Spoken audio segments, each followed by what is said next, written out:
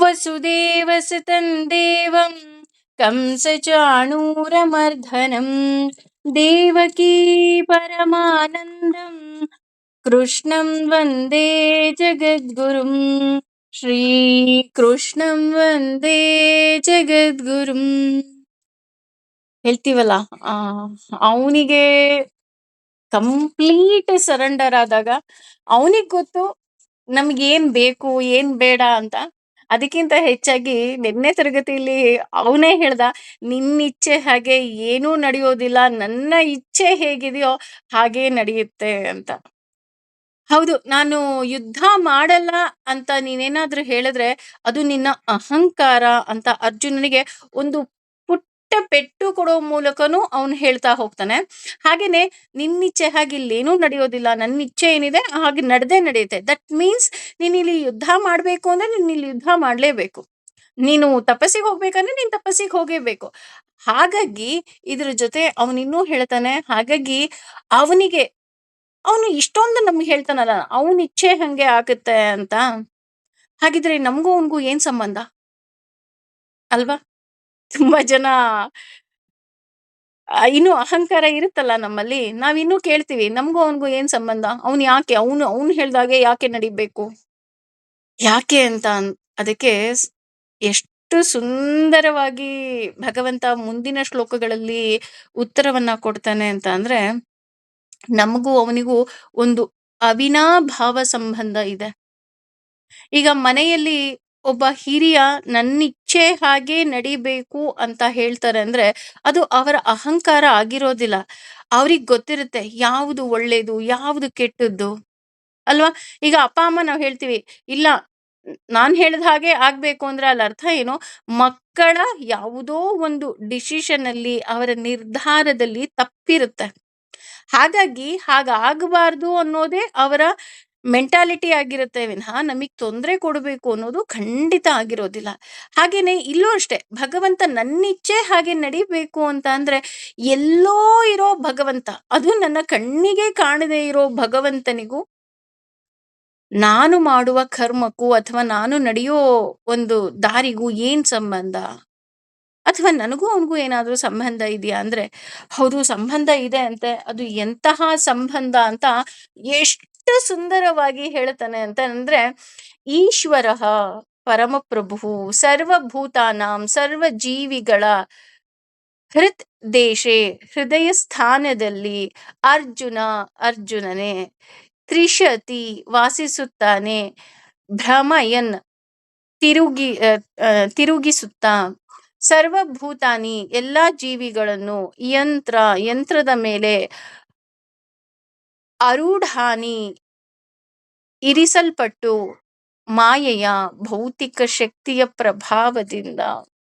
ಅಂದ್ರೆ ಇಲ್ಲಿ ಬಹಳ ಸುಂದರವಾಗಿ ಹೇಳ್ತಾ ಇದ್ದಾನೆ ಅರ್ಜುನ ಅಂತ ಅಂದ್ರೆ ಶುಭ್ರವಾಗಿ ಇರುವವನೇ. ನಿನ್ನ ಮನಸ್ಸು ಅಷ್ಟು ಶುಭ್ರ ಅಂದ್ರೆ ನೀನ್ ಅಷ್ಟು ಪ್ಯೂರ್ ಆಗಿದೆಯಾ, ನಿನಗೆ ಎಲ್ಲ ಅರ್ಥ ಆಗುತ್ತೆ. ಅದೇ ರೀತಿ ಈಶ್ವರ ಅಂತ ಯಾಕೆ ಇಲ್ಲಿ ಹೇಳ್ತಾ ಇದ್ದಾರೆ ಅಂದ್ರೆ, ಈಶಾ ಅಂದ್ರೆ ನಿಯಂತ್ರಕರು. ಅಂದ್ರೆ ನಮ್ಮಲ್ಲೂ ಸಹ ಹಲವಾರು ಅಭಿಮಾನಿ ದೇವತೆಗಳು ಇದ್ದಾರೆ. ಕಾಲಿನ ಅಭಿಮಾನಿ ದೇವತೆ ಜಯಂತ, ಕಣ್ಣಿನ ಅಭಿಮಾನಿ ದೇವತೆ ಸೂರ್ಯ, ಹಾಗೆ ಬಾಯಿಯ ಅಭಿಮಾನಿ ದೇವತೆ ಅಗ್ನಿ, ಈ ರೀತಿ.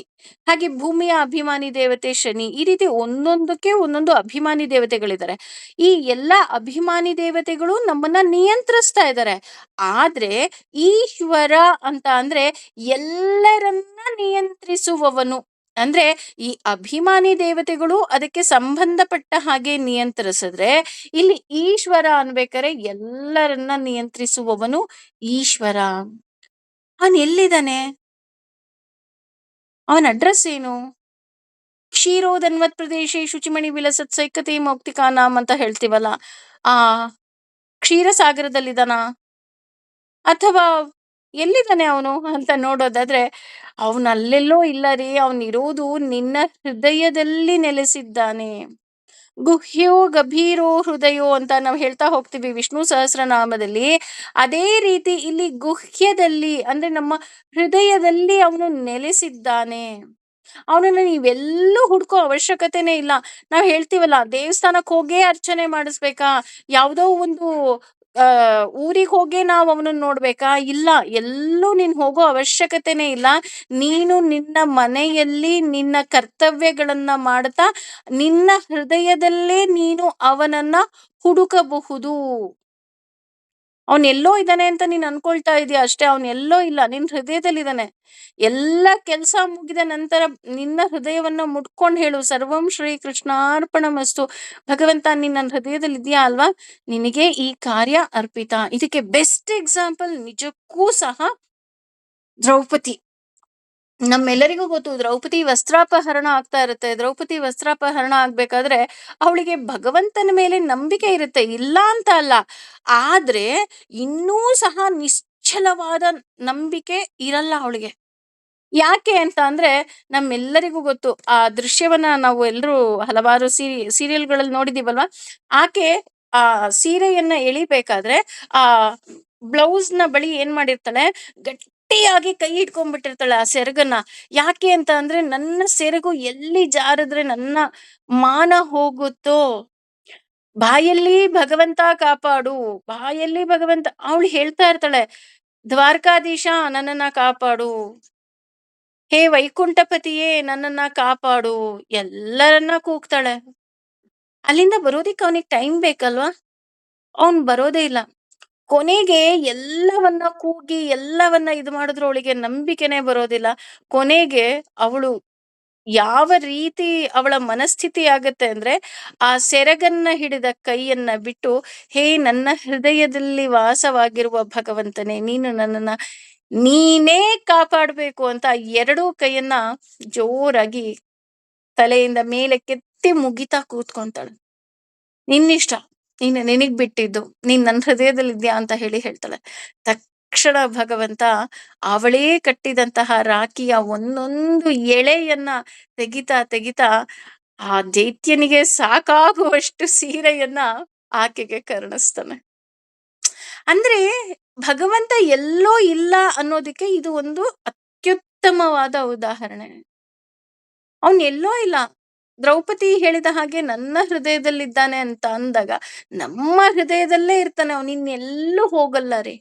ಅವನು ನಮ್ಮ ಹೃದಯದಲ್ಲಿ ಇರೋದಿಕ್ಕೆ ನಮಗೊಂದು ಬೆಲೆ, ಅವನು ನಮ್ಮ ಹೃದಯದಲ್ಲಿ ಇರೋದಿಕ್ಕೆ ನಮಗೊಂದು ಸಂಬಂಧ, ಅವನು ನಮ್ಮ ಹೃದಯದಲ್ಲಿ ಇರೋದಿಕ್ಕೇನೆ ನಮಗೆ ಒಂದು ಕಾಳಜಿ, ಕಳಕಳಿ ಎಲ್ಲ. ಇವತ್ತು ಈ ಕ್ಷಣ ಅವನು ನಮ್ಮ ಹೃದಯವನ್ನ ಬಿಟ್ಟು ಹೋದ ಅಂತ ಅಂದ್ರೆ ಹೇಳ್ತೀವಲ್ಲ, ನಮ್ಮವರೇ ನಮ್ಮನ್ನ ಮುಟ್ಟಿ ಸ್ನಾನ ಮಾಡ್ಕೊಂಡ್ ಬರ್ತಾರೆ. This is our life. ಯಾಕಿದನ್ನ ಪದೇ ಪದೇ ಪದೇ ಪದೇ ಹೇಳ್ತೀವಪ್ಪ ಅಂತಂದ್ರೆ, ಇದು ನನ್ನ ಮನಸ್ಸಿಗೆ ಅರ್ಥವಾದಾಗ ನನಗೆ ಅಹಂಕಾರ ಬರೋದಿಕ್ಕೆ ಸಾಧ್ಯನೇ ಇಲ್ಲ ಅಲ್ವಾ? ನಾನ್ ಹೇಳ್ಬೇಕು ನನ್ ಹೃದಯಕ್ಕೆ, ನೋಡು, ಅವನ್ ಭಗವಂತ ಇಲ್ಲಿ ಕೂತಿದಾನಲ್ಲ, ಅವನ್ ಕೂತಿರೋದಕ್ಕೆ ನಿನ್ ಹೃದಯ ಹೊಡ್ಕೊಳ್ತಾ ಇದೆ. ಆ ಹೃದಯ ಹೊಡ್ಕೊಳ್ತಾ ಇರೋದಕ್ಕೆ ನೀನ್ ಉಸಿರಾಡ್ತಾ ಇದೀಯಾ. ನೀನ್ ಉಸಿರಾಡ್ತಾ ಇರೋದಕ್ಕೆ ನೀನ್ ಮಾತಾಡ್ತಾ ಇದೀಯಾ. ನೀನ್ ಮಾತಾಡ್ತಿರೋದಕ್ಕೆ ಅದು ನೀನ್ ಒಳ್ಳೆ ರೀತಿ ಮಾತಾಡಿದ್ರೆ 4 ಜನ ಬೆಲೆ ಕೊಡ್ತಾರೆ. ಅವನಿರೋದಕ್ಕೆ ಈ ದೇಹಕ್ಕೆ ಒಂದು ಚಲನೆ. ನೀನು ಚಲಿಸ್ತಾ ಇದ್ರೆ ನಿನಗೆ ಜನ ಇಷ್ಟ ಪಡ್ತಾರೆ. ಅದೇ ನೀನೇನಾದ್ರೂ ಅಪ್ಪಿ ತಪ್ಪಿ ಬೆಡ್ ರಿಡನ್ ಆದ್ರೆ ಜನ ಬೈತಾರೆ.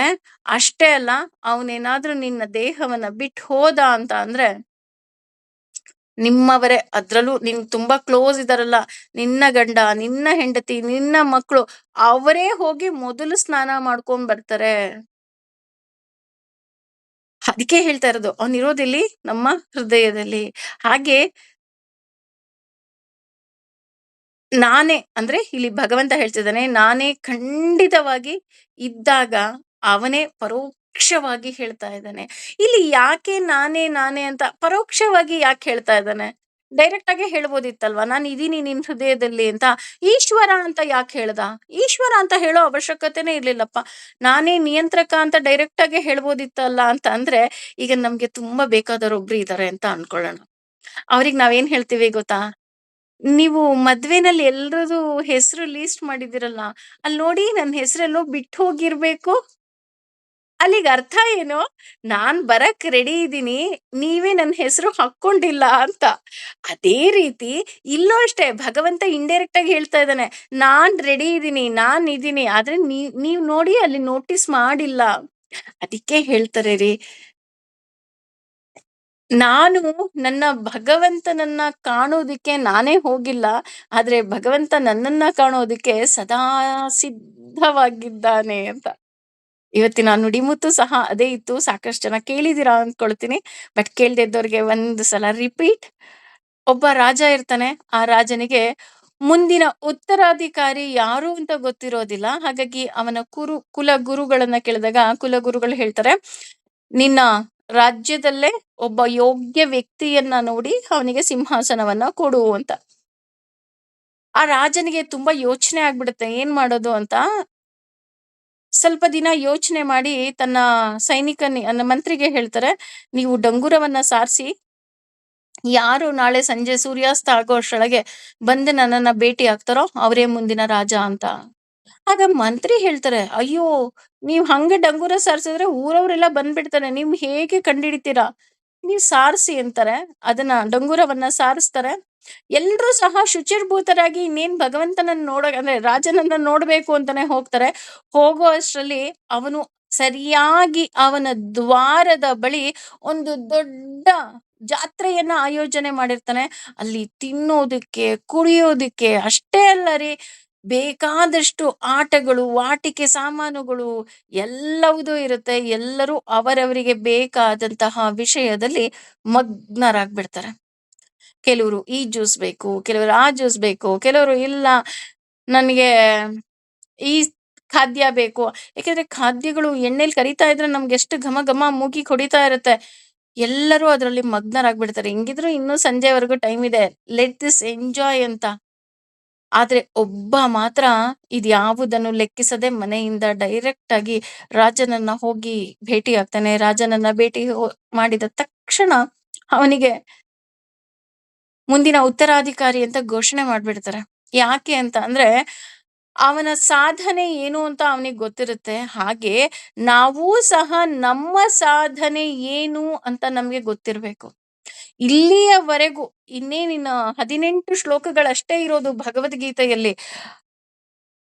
ಅಷ್ಟು ಶ್ಲೋಕಗಳಲ್ಲಿ ಭಗವಂತ ಹೇಳಿದ್ ಒಂದೇ, ನಿನ್ನ ಕರ್ತವ್ಯವನ್ನ ಮಾಡು, ಯಾವುದೇ ರೀತಿಯಾದಂತಹ ಫಲದ ಅಪೇಕ್ಷೆಯನ್ನ ನೀನ್ ಇಟ್ಕೋಬೇಡ. ಈ ರೀತಿ ನಾವು ಯಾವುದೇ ರೀತಿಯಾದಂತಹ ಫಲದ ಅಪೇಕ್ಷೆ ಇಲ್ಲದೆ ನಾವು ನನ್ನ ಭಗವಂತನನ್ನ ಹೋಗ್ ಸೇರ್ಬೇಕು. ಅದು ಬಿಟ್ಟು ನಾವೇನ್ ಮಾಡ್ತೀವಿ, ಈ ಮಾನವ ಜನ್ಮ ಸಿಕ್ತು ಅಂದ ತಕ್ಷಣ ಭಗವಂತನ ಬಳಿ ಗಂಡನ ಮದ್ವೆ ಬೇಕು, ಮಕ್ಳು ಬೇಕು, ಮನೆ ಬೇಕು, ಪ್ರಮೋಷನ್ ಬೇಕು, ಕಾರ್ ಬೇಕು, ಸಂಪತ್ತು ಬೇಕು, ಇದು ಬೇಕು, ಅದು ಬೇಕು. ನಮ್ಮ ಬೇಕು ಬೇಕು ಬೇಕುಗಳು ಮುಗಿಯೋದೇ ಇಲ್ಲ. ಹನುಮಂತನ ಬಾಲಕ್ಕಿಂತಲೂ ಉದ್ದವಾಗಿರುತ್ತೆ. ಭಗವಂತ ನಗ್ತಾ ಇರ್ತಾನಷ್ಟೆ. ಹೇಗೆ ರಾಜ ನಗ್ತಾ ಇದ್ದಾನೋ ಆ ಜಾತ್ರೆಯಲ್ಲಿ ಎಲ್ಲ ಮೈ ಮರೆತಿದ್ದಾರೆ ಅಂತ, ಹಾಗೆ ನಮ್ಮನ್ನು ನೋಡು ಭಗವಂತ ನಗ್ತಾನೆ. ಅಯ್ಯೋ, ಇವ್ರು ಇಷ್ಟೆಲ್ಲಾ ಮಾಡಿದ್ರು ಇನ್ನೂ ಅದ್ರಲ್ಲೇ ಮುಳುಗಿದ್ದಾರೆ, ಇವ್ರಿಗೆ ಗೊತ್ತೇ ಆಗಿಲ್ಲ ನನ್ನನ್ನ ಬಂದು ಸೇರ್ಬೇಕು ಅಂತ. ಅದೇ ರೀತಿ ಇಲ್ಲಿ ನಾನು ಖಂಡಿತವಾಗಿ ಇದ್ದೇನೆ ಅಂತ ಭಗವಂತ ಅದಕ್ಕೆ ಪರೋಕ್ಷವಾಗಿ ಹೇಳ್ತಾ ಇದ್ದಾನೆ. ನಮ್ಮ ಒಡೆಯ ಅವನೇ ಆಗಿದ್ದಾನೆ.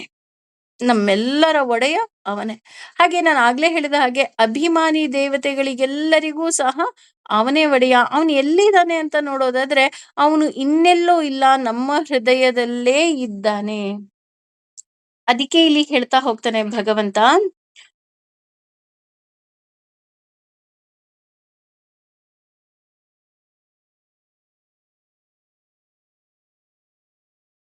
ಯಂತ್ರ ರೂಢಾನಿ ಸರ್ವಭೂತಾನಿ ಅಂತ ಹೇಳ್ತಾನೆ. ಅಂದ್ರೆ ಯಂತ್ರದ ರೀತಿಯಲ್ಲಿ ನಮ್ಮನ್ನ ಚಲಿಸುವ ಹಾಗೆ ಕೂತ್ಕೊಂಡಿದ್ದಾನೆ.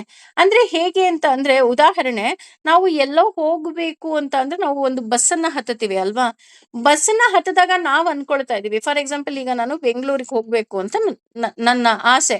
ನಾನೇನ್ ಮಾಡ್ತೀನಿ, ಬೆಂಗಳೂರು ಬಸ್ಸಿಗೆ ಹತ್ತುತ್ತೀನಿ. ಬೆಂಗಳೂರಿಗೆ ಬಸ್ ಹತ್ಬಿಟ್ಟು ನನಗೆ ಅನ್ಸ್ತಿರುತ್ತೆ, ಐ ನಾನು ನೋಡಿ ಬೆಂಗಳೂರಿಗೆ ಹೋಗ್ತಾ ಇದ್ದೀನಿ. ಹೌದು, ನೀನ್ ಬೆಂಗಳೂರಿಗೆ ಹೋಗ್ತಾ ಇದೀಯಾ, ಆದ್ರೆ ನಿನ್ನ ಇಚ್ಛೆಯ ಹಾಗೆ ಬಸ್ ನಡೀತಿದ್ಯಾ ಅಂದ್ರೆ ಇಲ್ಲ, ನನ್ನ ಇಚ್ಛೆ ಹಾಗೆ ನಡೀತಾ ಇಲ್ಲ. ಡ್ರೈವರ್ ಏನ್ ಇಚ್ಛೆ ಪಟ್ಟಿದ್ದಾನೋ ಹಾಗೇ ನಡೀತಾ ಇದೆ. ಆದ್ರೆ ನನ್ನ ಇಚ್ಛೆ, ದೇವರ ಇಚ್ಛೆ ಎರಡೂ ಒಂದಾದಾಗ ಮಾತ್ರ ನಾನ್ ಅನ್ಕೊಂಡ್ ಹಾಗೆ ಆಗತ್ತೆ. ಇಲ್ಲ ಅಂದ್ರೆ ಆಗಲ್ಲ. ಫಾರ್ ಎಕ್ಸಾಂಪಲ್, ನಾನು ಸಪೋಸ್ ನಂಜನಗೂಡು ಬಸ್ ಹತ್ಬಿಟ್ಟು ಡ್ರೈವರ್‌ಗೆ ಇಲ್ಲಪ್ಪ ಬೆಂಗ್ಳೂರ್ಗ್ ಹೋಗು ಅಂದ್ರೆ ಅವ್ನ್ ಕರ್ಕೊಂಡ್ ಹೋಗ್ತಾನ? ಇಳಿಯಮ್ಮ, ನೀನ್ ಯಾರ್ ಹೇಳಕ್ಕೆ? ನನಗೆ ಏನು ಡ್ಯೂಟಿ ಅಲೋಕೇಟ್ ಮಾಡಿದಾರೋ ನಾನ್ ಅಲ್ಲಿಗ್ ಹೋಗ್ತೀನಿ. ನೀನ್ ಹೇಳ್ದಂಗೆಲ್ಲ ಹೋಗಕ್ಕಾಗಲ್ಲ ಅಂತ ನನ್ನನ್ನ ಇಳಿಸ್ಬಿಡ್ತಾನೆ. ಆವಾಗ ನನಗ್ ಗೊತ್ತಾಗುತ್ತೆ, ಓಹ್! ಸರಿಯಾದ ಬಸ್ ನಾನ್ ಹತ್ಬೇಕಿತ್ತು. ಅಲ್ಲಿಗೆ ನಾನೇ ತಪ್ಪು ಬಸ್ಸನ್ನ ಹತ್ತಿದ್ದೀನಿ ಅಂತ. ಹಾಗೆ ಯಂತ್ರ ಅಂತ ಅಂದ್ರೆ ಸತತವಾಗಿ ಚಲಿಸುವುದು. ಇಲ್ಲಿ ಭಗವಂತ ಯಂತ್ರ ಅಂತ ಯಾಕೆ ಹೇಳ್ತಾನೆ ಅಂದ್ರೆ, ನೀವ್ ಅನ್ಕೋಬಹುದು ನಾನ್ ಎಲ್ಲೂ ನಡೀತಾನೆ ಇಲ್ಲ, ನಾನ್ ಕೂತ್ಕೊಂಡಿದೀನಿ, ನಾನ್ ಮಲ್ಕೊಂಡಿದೀನಿ. ಆದ್ರೆ ನಮ್ಮ ಹೃದಯ ಬಡಿತಾನೇ ಇದೆ, ಯಂತ್ರದ ಹಾಗೆ ಕೆಲಸ ಮಾಡ್ತಾ ಇದೆ. ನೀನ್ ಕೂತ್ಕೋ, ಮಲ್ಕೋ, ಇನ್ನೊಂದ್ ಮಾಡು, ರೆಸ್ಟ್ ಮಾಡು. ಯಾವತ್ತಾದ್ರೂ ಅದು ಕೆಲಸ ನಿಲ್ಸಿದ್ಯಾ? ಇಲ್ಲ ಅಲ್ವಾ? ನಮ್ಮ ಮೂಗು ಉಸಿರಾಟವನ್ನ ಆಡ್ತಾನೆ ಇರುತ್ತೆ, ನಮ್ಮ ಹೃದಯ ಹೊಡಿತಾನೆ ಇರುತ್ತೆ. ಇದೆರಡರಲ್ಲಿ ಒಂದು ಕೆಲ್ಸ ನಿಲ್ಲಿಸ್ಬಿಟ್ರು ಬಹಳ ಕಷ್ಟ. ಅದಕ್ಕೆ ಇಲ್ಲಿ ಹೇಳೋದು, ಯಂತ್ರದ ಹಾಗೆ ನಮ್ಮನ್ನ ಯಂತ್ರದ ಹಾಗೆ ಭಗವಂತ ಮಾಡ್ತಾ ಇದ್ದಾನೆ. ಹಾಗೇನೆ ಭ್ರಮಯನ್ ಅಂದ್ರೆ ತಿರುಗಿಸುವವನು. ಯಾವ ರೀತಿ ತಿರುಗಿಸ್ತಾನಪ್ಪ ನಮಗೆ ಅಂದ್ರೆ, ಮಾಯೆಯ ಮಾಯೆಯ ಅಂದ್ರೆ ಅವನ ಇಚ್ಛೆಯ ಹಾಗೆ ತಿರುಗಿಸ್ತಾನೆ. ಅವನ ಇಚ್ಛೆ ಹೆಂಗೆ ತಿರುಗಿಸ್ತಾನೆ ಅಂದ್ರೆ ಏನು? ಜನನ ಮರಣಗಳ ಈ ಭೂಲೋಕಕ್ಕೆ ನಮಗೆ ಮತ್ತೆ ಮತ್ತೆ ಮತ್ತೆ ಮತ್ತೆ ತಿರುಗಿಸ್ತಾ ಇರ್ತಾನೆ. ಹೋಗು, ನೀನ್ ಇನ್ನೂ ಬುದ್ಧಿ ಕಲ್ತಿಲ್ಲ, ಹೋಗು ಫಸ್ಟ್ ಸ್ಟ್ಯಾಂಡರ್ಡಿಗೆ ಹೋಗು, ಸೆಕೆಂಡ್ ಸ್ಟ್ಯಾಂಡರ್ಡ್‌ಗೆ ಹೋಗು. ಇನ್ನೂ ಬುದ್ಧಿ ಕಲ್ತಿಲ್ವಾ? ಇನ್ನೂ ಓದ್ ಹೋಗು. ಯಾಕೆ ಈ ಜನನ ಮರಣಗಳ ಹುಟ್ಟಿನಲ್ಲಿ ನಮ್ಮನ್ನ ಹಾಕಿದನಪ್ಪ ಅಂತ ಅಂದ್ರೆ, ನಮಗೆ ಇನ್ನೂ ಸಹ ಅವನ ಬೆಲೆ ನಮಗೆ ತಿಳಿದಿಲ್ಲ. ಅಪ್ಪ ಅಮ್ಮ ಹೇಳ್ತಾರೆ, ಅಯ್ಯೋ ಇವ್ನಿಗ್ ಬುದ್ಧಿ ಬರಲ್ಲ, ನಾನ್ ಇವ್ನಿಗ್ ಹಾಸ್ಟೆಲ್‌ಗೆ ಹಾಕ್ಬೇಕು. ಹಾಸ್ಟೆಲ್‌ಗೆ ಹಾಕ್ತಾರೆ. 1 ವರ್ಷ ಹಾಕಿದ್ರೆ ಬುದ್ಧಿ ಬರುತ್ತೆ. ಬುದ್ಧಿ ಬಂತಾ ನೋಡ್ತಾರೆ, ಓ ಬುದ್ಧಿ ಬಂದಿಲ್ಲ, ಇನ್ನೂ 1 ವರ್ಷ ಹಾಸ್ಟೆಲಲ್ಲೇ ಓದ್ಲಿ, ಸುಮ್ನಿರಿ, ಎಜುಕೇಶನ್ ಆದ್ರೂ ಕಂಪ್ಲೀಟ್ ಆಗತ್ತೆ. ಅದೇ ರೀತಿ ಭಗವಂತ ಏನ್ ಮಾಡ್ತಾನೆ, ನಮ್ಮನ್ನ ಒಂದು ಬಾರಿ ಈ ಭೂಲೋಕದಲ್ಲಿ ಹುಟ್ಟಿಸ್ತಾನೆ. ನಾವು ಈ ಸಾತ್ವಿಕ ಗುಣ, ರಜೋಗುಣ, ತಮೋಗುಣದ ಹಗ್ಗದಲ್ಲೇ ಸಿಕ್ಕಾಕೊಂಡ್ಬಿಟ್ಟಿದೀವಿ. ಇದ್ರ ಮಧ್ಯೆ ಮಾಯೆ ಬೇರೆ. ನಾವು ಮುಂದುವರಿಲಿಲ್ಲ ಅಂದ್ರೆ ಮತ್ತೆ ನಾವು ಮರಣ ಹೊಂದಿದಾಗ ಸರಿ ಮತ್ತೆ ಹುಟ್ಟು. ದಟ್ ಮೀನ್ಸ್ ಯಾ ಎಲ್ಲಿಯವರೆಗೆ ಇದು ನಡೆಯತ್ತಪ್ಪ ಅಂದ್ರೆ, ನಾವು ಅಹಂಕಾರ ಬಿಡುವವರೆಗೆ ನಮ್ಮ ಈ ಚಕ್ರ ನಡೀತಾನೆ ಇರುತ್ತೆ. ನನ್ನ ಮನೆ, ನನ್ ಗಂಡ, ನನ್ ಮಕ್ಳು, ನಾನ್ ಬರಕ್ಕಾಗಲ್ಲ ನನ್ನಿಂದಲೇ. ಸರಿ ಬಿಡು, ಮುಂದಿನ ವರ್ಷನೂ ಮುಂದಿನ ಜನ್ಮನೂ ನಿನಗೆ ಇಲ್ಲೇ ಪರ್ಮನೆಂಟು. ಅಂದ್ರೆ ನೋಡಿ, ಈ ಅಹಂಕಾರಕ್ಕೂ ನಮ್ಮ ಕರ್ತವ್ಯಕ್ಕೂ ಒಂದು ಕೂದಲೆಳೆ ಅಂತರ ಅಷ್ಟೇ. ಅಂದ್ರೆ ಈಗ ಎಷ್ಟೋ ಜನ ನಾವು ಮಾತಾಡ್ತೀವಿ, ಇಲ್ಲಪ್ಪ ನಾನು ಬರೋದಿಕ್ಕಾಗೋದಿಲ್ಲ. ಯಾಕೆ ಅಂತ ಅಂದ್ರೆ, I am having so many reasons. ಅದೇ ಬೇರೆ, ಅದು ನನ್ನ ಕರ್ತವ್ಯ ಆಗತ್ತೆ. ಅದು ಬಿಟ್ಟು, ಅಯ್ಯೋ ನಂದೇ ಮನೆ ಕಣ್ರಿ, ನಾನ್ ಹೇಳ್ದಂಗೆ ನಡಿಬೇಕು, ಮುಗೀತು. ಈ ಕಡೆ ಅಹಂಕಾರಕ್ಕೆ ಬಂದ್ಬಿಡ್ತು. ನೋಡಿ, ಮೊದ್ಲು ಇದ್ದಿದ್ದು ಕರ್ತವ್ಯ, ಒಂದು ಚೂರು ನಾನು ಅಂತ ಬಂತು, ಅಹಂಕಾರಕ್ಕೆ ಕನ್ವರ್ಟ್ ಆಗೋಯ್ತು. ಹಾಗೇನೆ, ಹಾಗಿದ್ರೆ ಈ ಬಸ್ನಲ್ಲಿ ಕೂತಾಗ ಚಾಲಕನಿಗೆ ಲಾಭನೋ ಪ್ರಯಾಣಿಕನಿಗೆ ಲಾಭನೋ ಅಂತ ನೋಡೋದಾದ್ರೆ, ಪ್ರಯಾಣಿಕನಿಗೆ ಲಾಭ. ಬಸ್ ಡ್ರೈವರಿಗೆ ಏನು ಲಾಭ ಇಲ್ಲ. ಬಸ್ ಡ್ರೈವರಿಗೆ ಏನಾದ್ರು ಲಾಭ ಇದೆಯಾ? ಇಲ್ಲ. ಅವನ್ ಕೆಲ್ಸ ಅವನ್ ಮಾಡ್ದ. ಪ್ರಾಫಿಟ್ ಆಗಿದ್ ಯಾರಿಗೆ? ಪ್ರಯಾಣಿಕರಿಗೆ. ಈಗ ಮೈಸೂರಿಂದ ಬೆಂಗಳೂರಿಗೆ ಹೋಗಿದ್ ನಾನು, ನನಗ್ ಯೂಸ್ ಆಯ್ತು. ಡ್ರೈವರಿಗೇನು ಸಂಬಳ ಸಿಕ್ಕುತ್ತೆ, ಅವನು ಬೆಂಗಳೂರಿಗೆ ಹೋಗು ಹೋಗು ಅಂತಾನೆ, ಮೈಸೂರಿಗೆ ಬಾ ಅಂದ್ರು ಬರ್ತಾನೆ ಅಲ್ವಾ? ಆದ್ರೆ ಇಲ್ಲಿ ಡ್ರೈವರ್ಗೆ ಲಾಭ ಅಂತ ಅಂದ್ರೆ, ನಮ್ಮಿಂದ ಭಗವಂತನಿಗೆ ಏನಾದ್ರೂ ಲಾಭನಾ ಅಂತ ನೋಡೋಣ ಅಂದ್ರೆ, ಖಂಡಿತವಾಗಿಯೂ ನಮ್ಮಿಂದ ಭಗವಂತನಿಗೆ ಒಂದು ಸಾಸಿವೆ ಕಾಳಷ್ಟು ಲಾಭ ಇಲ್ಲ. ಲಾಭ ಇದ್ಯಾ? ನಾನ್ ಆರಾಧನೆ ಮಾಡಿದ್ರೆ ಮಾತ್ರ ಭಗವಂತ ಇರ್ತಾನ? ಅಥವಾ ನಾನು ಭಗವಂತ ಒಳ್ಳೆಯವನಂದ್ರೆ ಮಾತ್ರ ಒಳ್ಳೆಯವನ? ನಾನು ಕೆಟ್ಟವನು ಅಂದ ತಕ್ಷಣ ಅವನೇನಾದ್ರೂ ಕೆಟ್ಟವನಾಗ್ತಾನ? ಖಂಡಿತ ಏನೂ ಇಲ್ಲ ಅಲ್ವಾ? ನೀನು ಒಂದು ವಿಗ್ರಹವನ್ನ ಆರಾಧನೆ ಮಾಡಿದ್ರು ಅವನಿಗೇನು ಲಾಭ ಇಲ್ಲ. ಆರಾಧನೆ ಮಾಡ್ಲಿಲ್ಲ ಅಂದ್ರೂ ಅವನಿಗೆ ಲಾಭ ಇಲ್ಲ. ಆದ್ರೆ ಆರಾಧನೆ ಮಾಡಿದ್ರೆ ಯಾರಿಗೆ ಲಾಭ? ನನಗ್ ಲಾಭ. ಇವತ್ತು ಕೂತ್ಕೊಂಡು ವಿಷ್ಣು ಸಹಸ್ರನಾಮವನ್ನ ಓದಿದೆ ಅಂತ ಅಂದ್ರೆ ನನಗೆ ಲಾಭವೇ ವಿನಃ ಖಂಡಿತವಾಗಿಯೂ ಭಗವಂತನಿಗೆ ಲಾಭ ಇಲ್ಲ. ಭಗವಂತ ಎಲ್ಲೂ ಹೇಳಿಲ್ಲ ನೀನು ನನಗಾಗಿ ಪಾರಾಯಣ ಮಾಡು, ನನಗೋಸ್ಕರ ಪೂಜೆಯನ್ನ ಮಾಡು, ನನಗೋಸ್ಕರ ಪುನಸ್ಕಾರವನ್ನ ಮಾಡು, ಎಲ್ಲೂ ಹೇಳಿಲ್ಲ. ಬಟ್ ಮಾಡಿದ್ರೆ ಯಾರಿಗ್ ಪ್ರಾಫಿಟ್ಟು? ನನಗೇ ಪ್ರಾಫಿಟ್ಟು. ನನ್ನದು ಅನ್ನುವುದನ್ನ ನಾನು ಮೊದಲು ಬಿಡಬೇಕು ಅಂತ ಹೇಳ್ತಾ ಹೋಗ್ತಾನೆ. ಯಾಕೆ ನನ್ನದು ಅನ್ನೋದು ಬಿಡ್ಬೇಕಪ್ಪ ಅಂತ ನೋಡೋದಾದ್ರೆ, ಹೌದು, ನನ್ನದು ಅನ್ನೋದು ಬಿಡೋವರೆಗೂ ನಿನಗೆ ಉದ್ಧಾರ ಆಗೋದಿಕ್ಕೆ ಸಾಧ್ಯವೇ ಇಲ್ಲ. ತಮ್ ಅವನಿಗೆ ಏವ ಖಂಡಿತವಾಗಿಯೂ ಶರಣಂ ಗಚ್ಚ, ಶರಣು ಹೋಗು, ಸರ್ವಭಾವೇನ ಎಲ್ಲಾ ರೀತಿಯಲ್ಲಿ, ಭರತ ವಂಶದವನೇ, ತತ್ಪ್ರಸಾದಂ ಅವನ ಅನುಗ್ರಹದಿಂದ, ಪರಮಂ ದಿವ್ಯವಾದ, ಶಾಂತಿಂ ಶಾಂತಿಯನ್ನ, ಸ್ಥಾನಂ ಧಾಮವನ್ನ, ಪ್ರಾಪ್ತ್ಯಸಿ ಹೊಂದುತ್ತಾನೆ, ಶಾಶ್ವತಂ ಶಾಶ್ವತವಾದ. ಅಂದ್ರೆ ಇಲ್ಲಿ ಭಗವಂತ ಇನ್ನೂ ಹೇಳ್ತಾ ಇದ್ದಾನೆ, ಯಾಕೆ ನನ್ನದು ಅನ್ನೋದು ಬಿಡ್ಬೇಕು ಅಂದ್ರೆ, ಭರತ ವಂಶದಲ್ಲೇ ಶ್ರೇಷ್ಠನಾಗಿರುವವನೇ. ಇವತ್ತು ನಾನು ನಿನಗೆ ಭಗವದ್ಗೀತೆಯನ್ನ ಉಪದೇಶ ಮಾಡ್ತಾ ಇದ್ದೀನಿ ಅಂತ ಅಂದ್ರೆ ನೀನು ಶ್ರೇಷ್ಠನಾಗೆ ಇದ್ದೀಯಾ, ಅದಕ್ಕೆ ನಾನು ನಿನಗೆ ಭಗವದ್ಗೀತೆಯನ್ನ ಉಪದೇಶ ಮಾಡ್ತಾ ಇದ್ದೀನಿ. ಇಲ್ಲ ಅಂದಿದ್ರೆ ಬೇರೆಯವ್ರು ಯಾರನ್ನಾರು ಆರಿಸ್ಕೊಳ್ತಿದ್ನೋ ಏನೋ, ನನಗೆ ಗೊತ್ತಿಲ್ಲ ಅಲ್ವಾ. ಹಾಗಾಗಿಯೇ ಇಲ್ಲಿ ಭಾರತ ಅಂತ ಹೇಳ್ತಾ ಇದ್ದಾರೆ. ಅಂದ್ರೆ ಇಲ್ಲಿ ಎಷ್ಟು ಚೆನ್ನಾಗಿ ಹೇಳ್ತಾನಪ್ಪ ಭಗವಂತ ಅಂದ್ರೆ, ತಮೇವ ಶರಣಂ ಗಚ್ಚ ಅಂತ ಅಂದ್ರೆ ಸದಾ ನೀನು ಭಗವಂತನಿಗೆ ಮೊರೆ ಹೋಗ್ಬೇಕು. ಸದಾ ಸದಾ ಅಂದ್ರೆ ಹೇಳ್ತೀವಲ್ಲ ನಾವು, ಉಸಿರು ಎಷ್ಟು ಸಲ ತಗೊಳ್ತೀವೋ, ನನ್ನ ಹೃದಯ ಎಷ್ಟು ಸಲ ಬಡಿಯುತ್ತೋ ಅಷ್ಟು ಸಲವೂ ಸಹ ನಾನು ನನ್ನ ಭಗವಂತನಿಗೆ ಧನ್ಯವಾದ ಧನ್ಯವಾದ ಧನ್ಯವಾದ ಧನ್ಯವಾದ. ಯಾಕಪ್ಪ ಅಂತ ಅಂದ್ರೆ, ಅವನು ಎಲ್ಲಿದ್ದಾನೆ ಅಂತ ನೋಡೋದಾದ್ರೆ ಅವನು ನನ್ನ ಹೃದಯದಲ್ಲಿದ್ದಾನೆ, ನನ್ನ ಉಸಿರಲ್ಲಿ ಉಸಿರಾಗಿದ್ದಾನೆ. ಆ ಉಸಿರಿನ ಮೂಲಕ ಈ ನನ್ನ ದೇಹ ಎನ್ನುವ ತೇರನ್ನ ಪ್ರತಿ ದಿನ ಪ್ರತಿ ಕ್ಷಣ ರಥೋತ್ಸವವನ್ನ ಮಾಡ್ತಾ ಇದ್ದಾನೆ. ನೋಡಿ, ಒಂದು ಸಲ ಅಯ್ಯೋ ನಮ್ಮೂರಲ್ಲಿ ಜಾತ್ರೆ ಕಣ್ರಿ, ನಾವು ಹೋಗ್ಲೇಬೇಕು ಅಂತ ಹೋಗ್ತೀವಿ. ಆ ತಾಯಿ ಬರೋದನ್ನ ನಾವು ನೋಡ್ತಾ ಇರ್ತೀವಿ, ಅಥವಾ ಆ ದೇವ್ರು ಬರೋದನ್ನ ನಾವು ಕಣ್ ತುಂಬ್ಕೊಳ್ತೀವಿ. ಆದ್ರೆ ನಾವು ಮರ್ತು ಬಿಡ್ತೀವಿ, ನನ್ನ ಉಸಿರಲ್ಲಿ ಭಗವಂತ ಪ್ರತಿ ಕ್ಷಣ ಈ ದೇಹ ಅನ್ನುವಂತಹ ಈ ತೇರನ್ನ ಪ್ರತಿದಿನ ಏರ್ತಾ ಇದ್ದಾನೆ. ಪ್ರತಿದಿನ ರಥೋತ್ಸವ ಆಗ್ತಿದೆ, ಪ್ರತಿ ಕ್ಷಣ ರಥೋತ್ಸವ ಆಗ್ತಿದೆ ಅಂತ ಅಂದ್ರೆ ನಾನು ಈ ನನ್ನ ದೇಹವನ್ನ ಎಷ್ಟು ಶುಭ್ರವಾಗಿ ಇಟ್ಕೋಬೇಕು, ನನ್ನ ಮನಸ್ಸನ್ನ ಎಷ್ಟು ಶುಭ್ರವಾಗಿ ಇಟ್ಕೋಬೇಕು, ಇದು ನಿನಗೆ ಬಿಟ್ಟಿತ್ತು. ಇಲ್ಲಿ ಹೀಗೆ ಮಾಡು ಅಂತ ನೋಡಿ ಭಗವಂತ ಹೇಳ್ತಾನೆ ಇಲ್ಲ. ಶರಣಂ ಹೊಂದು ಅಂದ್ರೆ, ಶರಣು ಯಾಕೆ ಹೋಗ್ಬೇಕಂದ್ರೆ ಅವನನ್ನ ನಂಬೇಕು ರೀ. ಹೇಗೆ ನಂಬೇಕು ಅಂದ್ರೆ ನಿಷ್ಕಾಮವಾಗಿ. ನೀನಿದೆಯಾ, ನೀನ್ ಮಾಡಿಸ್ತೀಯ, ನೀನ್ ಮಾಡ್ಸು. ಅವನ ಹತ್ರ ಜಗಳ ಕಾಯುವಷ್ಟು ನಮಗೆ ಸ್ವಾತಂತ್ರ್ಯ ಇದೆ. ಅಪ್ಪ ಅಮ್ಮನ ಹತ್ರ ಜಗಳ ಕಾಯ್ತೀವೋ ಕಾಯಲ್ವೋ, ಯಾಕೆಂದ್ರೆ ಬಂದು ಹೊಡೆದು ಬಿಡ್ತಾರೆ ಅಂತ. ಆದ್ರೆ ಯಾರೂ ಇಲ್ದಿದ್ದಾಗ ಭಗವಂತನ ಹತ್ರ ಮಾತ್ರ ತುಂಬಾ ಜೋರಾಗಿ ಜಗಳ ಕಾಯ್ತೀವಿ. ಯಾಕೆ ಅಷ್ಟು ಜೋರಾಗಿ ಕಾಯ್ತೀವಪ್ಪ ಅಂದ್ರೆ, ಅವನು ನನ್ನವನು ಅನ್ನುವಂತ ಅಷ್ಟು ಆತ್ಮೀಯತೆ ಅಲ್ವಾ. ಅಳ್ತೀವಿ, ನಗ್ತೀವಿ, ಥ್ಯಾಂಕ್ ಯು ಹೇಳ್ತೀವಿ, ಕೆಲವೊಮ್ಮೆ ಮುತ್ತು ಕೊಡೋದುಂಟು, ಕೆಲವೊಮ್ಮೆ ತಬ್ಕೊಳ್ಳೋದುಂಟು. ಯಾಕೆ ಅಂತ ಅಂದ್ರೆ ಅವನೇ ಎಲ್ಲ ಆಗಿದ್ದಾನೆ, ಅವನು ಬಿಟ್ರೆ ನನಗಿನ್ಯಾರೂ ಗತಿ ಇಲ್ಲ.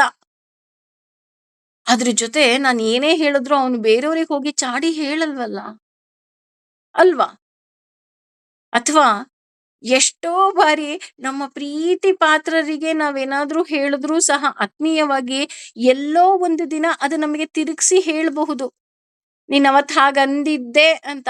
ಆದ್ರೆ ಭಗವಂತ ಯಾವತ್ತಾದ್ರು ಬಂದ್ ಹೇಳಿದನ, ನೀನ್ ಅವತ್ ಹಂಗ ಅಂದಿದ್ದೆ. ನೋಡಿ, ಎಷ್ಟೋ ಸಲ ನಾವು ಕೋಪ ಮಾಡ್ಕೊಂಡು ಎಲ್ರು ಮಾಡ್ತಾರ ನನಗ್ ಗೊತ್ತಿಲ್ಲ, ಬಟ್ ಸಾಮಾನ್ಯ ಜನ ಮಾಡ್ತಾರೆ. ಕೆಲವೊಮ್ಮೆ ಹೋಗ್ ನಾನ್ ಪೂಜೆನೇ ಮಾಡಲ್ಲ, ಯಾಕೆ ಪೂಜೆ ಮಾಡ್ಬೇಕು, ಅವನಿಗೆ ದೀಪ ಹಚ್ಚಿದ್ರು ಅವ್ನ್ ನಮ್ಗೆ ಒಳ್ಳೇದೇ ಮಾಡಿಲ್ಲ ಅಂತ ಕೋಪ ಮಾಡ್ಕೊಳ್ಳೋದುಂಟು.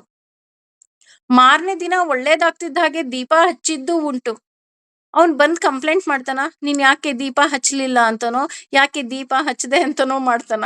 ಏನಿಲ್ಲ, ಅವನಿಗೇನೂ ಎಫೆಕ್ಟ್ ಆಗಲ್ಲ ಕಣ್ರಿ. ಎಫೆಕ್ಟ್ ಆಗದ್ ಯಾರಿಗೆ ಅಂದ್ರೆ ನನಗೆ ಎಫೆಕ್ಟ್ ಆಗೋದು. ದೀಪ ಹಚ್ಚೋದು ಯಾಕೆ ಅಂತ ಅಂದ್ರೆ ನನ್ನಲ್ಲಿ ನನ್ನ ಭಗವಂತ ಇದ್ದಾನೆ ಅನ್ನುವಂತಹ ನಂಬಿಕೆ ಇನ್ನಷ್ಟು ಮತ್ತಷ್ಟು ದೃಢವಾಗೋದಿಕ್ಕೆ ಅಷ್ಟೇ. ಆ ದೀಪದ ಬೆಳಕಲ್ಲಿ ನನಗೆ ಒಂದಿಷ್ಟು ನನ್ನ ಅಹಂಕಾರವನ್ನ ಸುಟ್ಟು ಹಾಕ್ಲಿ ಅಂತ ಅಷ್ಟೇ. ದೀಪ ಹಚ್ಚಬೇಕಾದ್ರೆ ನಾವು ಕೇಳ್ಕೋಬೇಕು, ನೋಡು ನನ್ನಲ್ಲಿ ಅಹಂಕಾರ ಇನ್ನೂ ಇದೆ, ಸುಟ್ಟು ಹಾಕ್ಬಿಡು ಭಗವಂತ. ಯಾಕೆ ಅಂತಂದ್ರೆ ನಾನು ಅನ್ನೋದು ಏನೂ ಇಲ್ಲ ತಂದೆ ಅಂತ ನಾವು ಅವನಿಗೆ ಕಂಪ್ಲೀಟ್ ಸರೆಂಡರ್ ಆಗ್ಬೇಕು. ಕಂಪ್ಲೀಟ್. ಹಾಗೇನೆ ಸರ್ವ ಭಾವೇನ, ಎಲ್ಲ ರೀತಿ ಅಂದ್ರೆ ಯಾವ ರೀತಿ? ಕಾಯ ವಾಚ ಮನಸ ಅವನನ್ನ ನಂಬೇಕು. ಕೆಲಸ ಮಾಡ್ಬೇಕಾರೆ ಇಲ್ಲ, ಅವ್ನು ನನಗೆ ಶಕ್ತಿ ಕೊಟ್ಟಿದ್ದಾನೆ, ನಾನ್ ಮಾಡ್ತೀನಿ. ಅಥವಾ ಅವನು ನನ್ನನ್ನ ಆಯ್ಕೆ ಮಾಡ್ಕೊಂಡಿದ್ದಾನೆ, ಅದಕ್ಕೆ ನಾನ್ ಮಾಡ್ತೀನಿ. ಇವತ್ತು ಯಾವುದೋ ಒಂದು ಜೀವ ನನ್ನ ಹೊಟ್ಟೆಯಲ್ಲಿ ನನ್ನ ಮಗುವಾಗಿ ಹುಟ್ಟಿದೆ ಅಂತ ಅಂದ್ರೆ ಆ ಜೀವವನ್ನ ನೀನು ಎಲ್ಲರಿಗಿಂತ ಸುಂದರವಾಗಿ ರಕ್ಷಣೆ ಮಾಡ್ತೀಯಾ ಅಂತ ಭಗವಂತನಿಗೆ ಗೊತ್ತು. ಅದಕ್ಕೆ ನನ್ನ ಹೊಟ್ಟೆಯಲ್ಲಿ ಆ ಜೀವವನ್ನ ಹುಟ್ಟಿಸಿದ್ದಾನೆ. ಕೆಲವೊಮ್ಮೆ ಮಕ್ಕಳು ಬೈಯೋದುಂಟು, ನಾವೇನ್ ಹೇಳಿದ್ವಾ? ನೀವ್ ಹೇಳಿದ್ರೋ ಬಿಟ್ಟಿದ್ರೋ, ಭಗವಂತನಿಗೆ ಇಷ್ಟ ಇತ್ತು, ಅದಕ್ಕೋಸ್ಕರ ನೀವು ಭೂಮಿ ಮೇಲೆ ಬಂದಿದ್ದೀರಾ. ಹಾಗೇನೆ ವಾಚ, ನಮ್ಮ ಮಾತುಗಳಲ್ಲಿ ಅಯ್ಯೋ ಭಗವಂತ, ನನ್ನಿಂದ ಏನೇ ತಪ್ಪಾಗಿದ್ರು ಕ್ಷಮಿಸ್ಬಿಡಪ್ಪ. ಏಕೆಂದ್ರೆ ಗೊತ್ತಿಲ್ಲ ನನ್ನಿಂದ ನೋವಾಯ್ತಾ, ನನ್ನಿಂದ ನೋವಾಗ್ಲಿಲ್ವಾ. ಮನಸ್ಸಿನಲ್ಲಿ ಸದಾ ಅವನ ನಾಮ. ಹೇಗಿರ್ಬೇಕು ಅಂತ ಅಂದ್ರೆ ಮನಸ್ಸಿಗೆ ಅವಾಗವಾಗ ಹೇಳ್ಬೇಕು, ಮನಸ್ಸೇ ನೀನು ಯೋಚನೆ ಮಾಡ್ಬೇಡ, ಮಾಧವ ಇದ್ದಾನೆ. ಯಾಕೆ ಅಂತ ಅಂದ್ರೆ ಮಾಧವ ಇದ್ದಾಗ ಮಾತ್ರ ಎಲ್ಲವುದು ಸಾಧ್ಯ ಅಂತ ಹೇಳ್ತಾರಲ್ಲ. ಸಾವಧಾನದಿಂದ ಇರು ಮನವೇ, ದೇವರು ಕೊಟ್ಟಾನು. ನೀನ್ ಸಮಾಧಾನದಿಂದ ಇರೋ ಮನ್ಸೆ, ಯಾಕೆ ನೀನು ಅಷ್ಟೊಂದು ಯೋಚನೆ ಮಾಡ್ತೀಯ? ಎಷ್ಟು ಚೆನ್ನಾಗಿದೆ ಈ ಹಾಡು ಅಂದ್ರೆ ನನ್ನ ಮನಸ್ಸು ಮುಟ್ಬಿಡ್ತು. ಒಂದೇ ಸಲ ಕೇಳಿದ್ದು ನನಗ್ ತುಂಬಾ ಇಷ್ಟ ಆಯ್ತು. ಎಷ್ಟು ಸುಂದರವಾಗಿದೆ ಅಂದ್ರೆ, ಸಾವಧಾನದಿಂದಿರು ಮನಸೆ, ದೇವರು ಕೊಟ್ಟಾನು. ನಮಗ್ ಗೊತ್ತಿಲ್ಲ ಯಾವಾಗ ಭಗವಂತ ನಮಗೆ ಏನೇನ್ ಕೊಡ್ತಾನೆ ಅಂತ. ಆದ್ರೆ ನಮ್ ಮನಸ್ಸು ಆಸೆ ಆಗ್ತಿರುತ್ತೆ, ಅಯ್ಯೋ ನನಗಿನ್ನೂ ಬಂದಿಲ್ಲ, ಅವ್ರಿಗ್ ಬಂದ್ಬಿಡ್ತು, ಇವ್ರಿಗ್ ಬಂದ್ಬಿಡ್ತು. ನೋ, ಸಾವಧಾನದಿಂದಿರೋ, ದೇವ್ರು ನಿನ್ಗೂ ಕೊಡ್ತಾನೆ ಅಂತ ಆ ಮನಸ್ಸಿಗೆ ಹೇಳ್ಬೇಕಂತೆ. ಅವನೇ ಎಲ್ಲ ಕಣ್ರಿ. ನಮ್ಮ ಹೆಸರು, ಉಸಿರು, ಕೀರ್ತಿ, ಪ್ರತಿಯೊಂದು ಅವನೇ. ಹಾಗೆ ನಾವು ಅವನನ್ನ ಕಂಪ್ಲೀಟ್ ನಂಬೋದ್ರಿಂದ ಏನಾಗತ್ತಂತ ಅಂದ್ರೆ ತತ್ ಪ್ರಸಾದತ್ ಪರಂ ಅಂದ್ರೆ ಆ ಭಗವಂತನ ಅನುಗ್ರಹದಿಂದ ನಮಗೆ ಇನ್ನಷ್ಟು ಮತ್ತಷ್ಟು ಕಾಳಜಿ ಸಿಕ್ಕುತ್ತೆ. ಮತ್ಪ್ರಸಾದ ಅಂದ್ರೆ ವಿಶೇಷವಾಗಿ ಅನುಗ್ರಹ ಸಿಕ್ಕುತ್ತೆ. ಈಗ ಉದಾಹರಣೆ ಹೇಳ್ಬೇಕು ಅಂತ ಅಂದ್ರೆ, ಹೌದು, ಟೀಚರ್ಗೆ ಎಲ್ಲಾ ಸ್ಟೂಡೆಂಟ್ಸು ಒಂದೇ, ಅದ್ರಲ್ಲಿ ಏನೂ ಡೌಟ್ ಇಲ್ಲ. ಆದ್ರೆ ತುಂಬಾ ಚೆನ್ನಾಗಿ ಓದೋ ಸ್ಟೂಡೆಂಟ್ಸ್ನ ಕಂಡ್ರೆ ಟೀಚರಿಗೆ ಒಂಚೂರು ಪ್ರೀತಿ ಜಾಸ್ತಿ. ಅದೇ ರೀತಿ ಮನೆಯಲ್ಲೂ ಅಷ್ಟೇ, 10 ಮಕ್ಕಳಿದ್ರೂ ಸಹ ಒಂದು ಮಗು ನಿಸ್ವಾರ್ಥವಾಗಿ ಇದ್ದಾಗ ಆ ಮಗು ಕಂಡ್ರೆ ಅಪ್ಪ ಅಮ್ಮನಿಗೆ ಗೊತ್ತಿಲ್ಲದ ಹಾಗೆ ಒಂದು ಚೂರು ಅನುಗ್ರಹ ಪ್ರೀತಿ ಜಾಸ್ತಿ. ಅಯ್ಯೋ ಆ ಮಗು ಏನು ಕೇಳಲ್ಲ, ಆ ಮಗು ಒಂಚೂರು ಕೊಡೋಣ ಅನ್ನೋ ಆಸೆ ಇರುತ್ತೆ. ಅದೇ ರೀತಿ ಭಗವಂತನನ್ನ ಯಾವಾಗ ನಾವು ಕಂಪ್ಲೀಟ್ ಸರೆಂಡರ್ ಆಗ್ತೀವಿ, ನಮ್ಮ ಬಗ್ಗೆ ಅವನು ವಿಶೇಷವಾಗಿ ಕಾಳಜಿ ವಹಿಸ್ತಾನೆ, ವಿಶೇಷವಾಗಿ ಅನುಗ್ರಹವನ್ನ ಕೊಡ್ತಾನೆ. ಯಾವ ರೀತಿ ಅನುಗ್ರಹ ಕೊಡ್ತಾನಪ್ಪ ಅಂತ ಅಂದ್ರೆ ಪರಂ ಶಾಂತಿ, ಅಂದ್ರೆ ಶಾಂತಿ ದೊರಕುತ್ತಾ ಹೋಗುತ್ತೆ. ನಮಗೆ ನಂಬಿಕೆ ಇದ್ದಾಗ ಅವನು ಇನ್ನಷ್ಟು ಸುಖ ಕೊಡ್ತಾ ಹೋಗ್ತಾನೆ. ಸುಖ ಕೊಡೋದಷ್ಟೇ ಅಲ್ಲ, ನಮಗೆ ಪ್ರಶಾಂತತೆ, ಶಾಂತಿಯನ್ನ ಕೊಡ್ತಾನೆ. ಉದಾಹರಣೆ ಹೇಳ್ಬೇಕು ಅಂತ ಅಂದ್ರೆ, ಯಾರ್ದೋ ಒಬ್ರು ಮನೆಗೆ ಊಟಕ್ಕೆ ಹೋಗ್ತೀವಿ ಅಂತ ಅನ್ಕೊಳ್ಳೋಣ. ಊಟಕ್ಕೆ ಹೋದಾಗ ಯಾರೋ ಒಬ್ರು ಹೇಳ್ಬಿಡ್ತಾರೆ, ಅವ್ರ ಮನೆಗ್ ಊಟಕ್ಕೆ ಹೋದಾಗ ಹುಷಾರು ಕಣ್ರಿ, ಅವರು ಲಾಸ್ಟ್ ಯಾರಿಗೋ ಒಬ್ರಿಗೆ ಒಂಚೂರು ವಿಷ ಹಾಕ್ಬಿಟ್ಟು ಸಾಯಿಸ್ಬಿಟ್ಟಿದ್ರಂತೆ ಅಂತ ಹೇಳಿದ್ರು ಅಂತ ಅನ್ಕೊಳ್ಳೋಣ. ನಮ್ಗೆ ಊಟ ಮಾಡಕ್ಕೆ ಏನಾಗ್ತಾ ಇರುತ್ತೆ? ಭಯ, ಭಯ, ಭಯ, ಭಯ, ಭಯ ಆಗ್ತಿರುತ್ತೆ. ಅದೇ ಅವ್ರ ಮೇಲ್ ತುಂಬಾ ಪ್ರೀತಿ ಇತ್ತು ಅಂತ ಅನ್ಕೊಳ್ಳೋಣ. ಅವ್ರು ಏನು ಮಾಡೋದ್ ಬೇಡ. ಅವ್ರ ಪ್ರೀತಿಯಿಂದ ಮಾತಾಡ್ಸಿ ಒಂದ್ ಲೋಟ ನೀರ್ ಕೊಟ್ರು ಸಾಕು. ನಮ್ಗಷ್ಟು ಖುಷಿ ಆಗ್ತಾ ಹೋಗುತ್ತೆ. ಯಾಕೆ ಅಂದ್ರೆ ಅವ್ರ ಮೇಲೆ ಅಷ್ಟೊಂದು ನಂಬಿಕೆ ನಮ್ಗೆ. ಹಾಗೆ ಭಗವಂತನ ಬಗ್ಗೆ ನಮ್ಮ ಮನಸ್ಸಿನಲ್ಲಿ ಯಾವಾಗ ನಂಬಿಕೆ ಬರುತ್ತೆ, ನಮ್ಗವಾಗ ಶಾಂತಿ ಬರುತ್ತೆ. ಅದಕ್ಕೆ ಇಲ್ಲಿ ಹೇಳ್ತಿರೋದು ಪರಂ ಶಾಂತಿ. ಹೇಳ್ತಾರಲ್ಲ, ತೊರೆದು ಜೀವಿಸಬಹುದೇ ಹರಿ ನಿನ್ನ ಚರಣಗಳ. ಅದ್ರಲ್ಲಿ ಒಂದ್ ಹೇಳ್ತಾ ಹೋಗ್ತಾರೆ, ರಾಯತ ಮುನಿದರೆ ರಾಜ್ಯವನ್ನೇ ಬಿಡಬಹುದು. ಆದ್ರೆ ನಿನ್ನನ್ನ ಬಿಟ್ಟು ನಾನು ಎಲ್ಲಿಗ್ ಹೋಗ್ಲಿ ಅಂತ ಕೇಳ್ತಾರೆ. ಅಲ್ವಾ? ಈಗ ಒಬ್ಬ ರಾಜ, ನೀನ್ ಈ ರಾಜ್ಯದಲ್ಲಿ ಇರ್ಬೇಡ, ಅವನು ಈ ರಾಜ್ಯದಿಂದ ಹೊರಗಾಕ್ರಿ. ಸಪೋಸ್ ಈಗ ಕರ್ನಾಟಕದಿಂದ ಹೊರಗಾಕ್ರಿ ಅಂದ್ರೆ ನಾವೇನ್ ತಲೆ ಕೆಡಿಸ್ಕೊಳ್ಳಲ್ಲ. ಕರ್ನಾಟಕದಿಂದ ನಾವೇನ್ ಮಾಡ್ತೀವಿ, ಇನ್ನೊಂದು ರಾಜ್ಯಕ್ಕೆ ಹೋಗಿ ವಾಸ ಮಾಡ್ತೀವಿ. ಸಪೋಸ್ ಯಾವ್ದೋ ಒಂದು IT BT ಕಂಪ್ನಿಲಿ ಕೆಲಸ ಮಾಡ್ತಾ ಇರ್ತೀವಿ. ಇವ್ರು ಕರ್ನಾಟಕದಲ್ಲಿ ಕೆಲಸ ಮಾಡೋದ್ ಬೇಡಪ್ಪ, ಬೇರೆ ಕಡೆ ಹೋಗಿ ಕೆಲಸ ಮಾಡ್ಲಿ ಅಂದ್ರೆ, ಹೌದಾ, ಹೋಗ್ತೀವಿ, ಕೆಲಸ ಮಾಡ್ತೀವಿ. ಯಾಕೆಂದ್ರೆ ಬೇಕಾದಷ್ಟು ಆಪ್ಷನ್ಸ್ ಇದೆ. ಆದ್ರೆ ಭಗವಂತ ನಮ್ಮನ್ನ ಬೇಡ ನೀನ್ ಇಲ್ಲಿ ಅಂದ್ರೆ ನಾನು ಎಲ್ಲಿಗೆ ಹೋಗೋದು? ಅವನನ್ನ ನಂಬಿಕೆ ಇದ್ದಾಗ ನಮಗೆ ಶಾಂತಿ ದೊರಕ್ತಾ ಹೋಗುತ್ತೆ. ಹಾಗೇನೆ ಸ್ಥಾನಂ ಪ್ರಾಪ್ಯಸಿ ಶಾಶ್ವತಂ. ಅವನನ್ನ ಯಾವಾಗ ನಾವು ನಿಷ್ಕಾಮ, ನಿಸ್ವಾರ್ಥ ಎರಡೂ ಇರಬೇಕು. ಯಾವಾಗ ಅವನನ್ನ ನಾವು ನಂಬುತ್ತಾ ಹೋಗ್ತೀವಿ, ಆಗ ನಮಗೆ ಶಾಶ್ವತವಾದಂತಹ ಸ್ಥಾನವನ್ನ ಕೊಡ್ತಾನೆ. ಆ ಶಾಶ್ವತವಾದ ಸ್ಥಾನ ಯಾವ್ದಪ್ಪ ಅಂತ ಅಂದ್ರೆ ಮೋಕ್ಷ. ಮೋಕ್ಷವನ್ನ ಅವನು ಕರ್ಣಿಸ್ತಾನೆ. ಅದು ಮುಂದುವರೆದು ಹೇಳ್ತಾ ಹೋಗ್ತಾರೆ, ಇತಿ ಹೀಗೆ ತೇ ನಿನಗೆ ಜ್ಞಾನವು ಅಜ್ಞಾನಂ ವಿವರಿಸಲ್ಪಟ್ಟಿದೆ. ಗುಹ್ಯಾತ್ ರಹಸ್ಯಕ್ಕಿಂತ ಗುಹ್ಯತರಂ ಇನ್ನೂ ರಹಸ್ಯವಾದ ಮಯ ನನ್ನಿಂದ ವಿಮರ್ಶ್ಯ ವಿಮರ್ಶಿಸಿ ಏತತ್ ಇದನ್ನ ಅಶೇಷೇಣ ಪೂರ್ತಿಯಾಗಿ ಯಥಾ ಹೇಗೆ ಇಚ್ಛಸಿ ಪಡೆಯುತ್ತಾನೋ ತಥಾ ಹಾಗೆ ಕುರು ಆಚರಿಸು. ಈ ಶ್ಲೋಕ ಏನಿದೆ, ಇದು ತುಂಬಾ ಮುಖ್ಯವಾದಂತಹ ಶ್ಲೋಕ. ಭಗವದ್ಗೀತೆಯ ಎಲ್ಲ ಸಾರವೂ ಸಹ ಈ ಶ್ಲೋಕದಲ್ಲಿದೆ. ಹಾಗೆ ಮುಂಬರುವ 3 ಶ್ಲೋಕದಲ್ಲಿದೆ ಅಂತ ಹೇಳ್ತಾ ಹೋಗ್ತಾರೆ. ಯಾಕೆ ಅಂತ ಅಂದ್ರೆ,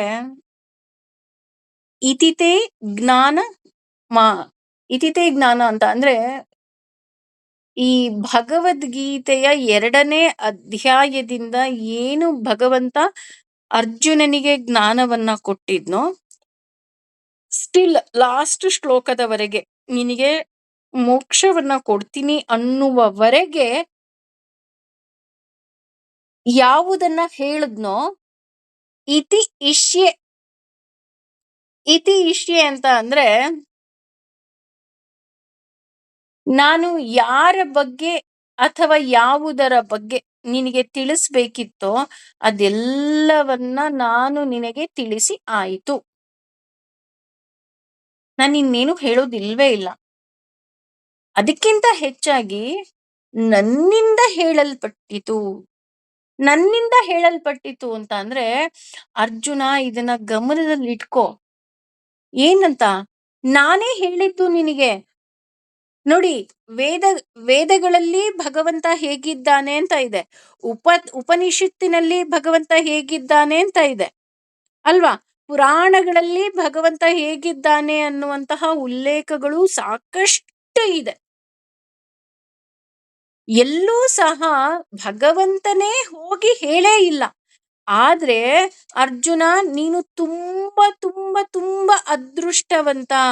ಯಾಕೆ ಅದೃಷ್ಟವಂತ ಅಂತ ಅಂದ್ರೆ, ಇಷ್ಟು ಭಗವದ್ಗೀತೆಯನ್ನ, ಅಂದ್ರೆ ಭಗವಂತನೇ ನುಡಿದ ಗೀತೆ, ನಾನೇ ಹೇಳಿದು, ಭಗವಂತನಾಗಿ ಅವತರಿಸಿ ನಿನ್ನ ಎಲ್ಲ ಪಾಪಗಳು ಕಳಿಲಿ ಅಂತ, ಹಾಗೆ ಧರ್ಮ ಸ್ಥಾಪನೆ ಮಾಡಬೇಕು ಅಂತ, ಇದನ್ನ ತಿಳ್ಕೊಳ್ಳಿ ಅಂತ ನಾನೇ ನಿನಗೆ ಹೇಳ್ತಾ ಇರೋದು. ಸ್ಪೆಷಲ್ ಆಗಿ ನಾನು ಹೇಳ್ತಾ ಇದ್ದೀನಿ. ಅಂದ್ರೆ ತುಂಬಾ ಗಮನ ಇಟ್ಕೋ. ಯಾಕೆ ಗಮನ ಇಟ್ಕೋ ಅಂತ ಹೇಳ್ತಾ ಇದ್ದೀನಿ ಅಂತ ಅಂದ್ರೆ, ಇದು ಏನೋ ನಾನು ಕೆಲ್ಸಕ್ ಬಾರ್ದೇ ಇರೋ ವಿಷಯ ನಾನು ನಿನಗೆ ಹೇಳಿಲ್ಲ, ಅಥವಾ ಟೈಮ್ ಪಾಸಿಗೆ ನಾನು ನಿನ್ ಜೊತೆ ಏನೋ ಮಾತಾಡಿಲ್ಲ ಅಲ್ವಾ? ಭಗವಂತ ಎಲ್ಲಾದ್ರೂ ಇಲ್ಲಿ ಟೈಮ್ ಪಾಸ್ ಮಾಡಿದಾನ? ಅಥವಾ ಸುಮ್ನೆ ಕೂತ್ಕೊಂಡು ಕಾಡ್ ಹರಟೆ ಹೊಡ್ದಿದಾನ? ಖಂಡಿತವಾಗ್ಲೂ ಇಲ್ಲ. ಭಗವದ್ಗೀತೆಯ ಒಂದೊಂದು ಶ್ಲೋಕದಲ್ಲೂ ಸಹ ನಾನು ಹೇಗಿರಬೇಕು, ನಾವು ಹೇಗೆ ನಮ್ಮನ್ನ ನಾವು ತಿದ್ಕೋಬೇಕು, ನಾವು ತೀಡ್ಕೋಬೇಕು, ನಾವು ಯಾವುದನ್ನ ಬಿಡಬೇಕು, ಅಹಂಕಾರವನ್ನ ಬಿಡಬೇಕು, ನಾನು ಅನ್ನೋದು ಬಿಡಬೇಕು. ಆದ್ರೆ ಎಲ್ಲೂ ಸಹ ಭಗವಂತ ನಿನ್ನ ಕರ್ತವ್ಯವನ್ನ ಬಿಡು ಅಂತ ಎಲ್ಲೂ ಹೇಳಿಲ್ಲ. ಎಲ್ಲಾರು ಹೇಳಿದನಾ? ಎಲ್ಲೂ ಹೇಳಿಲ್ಲ.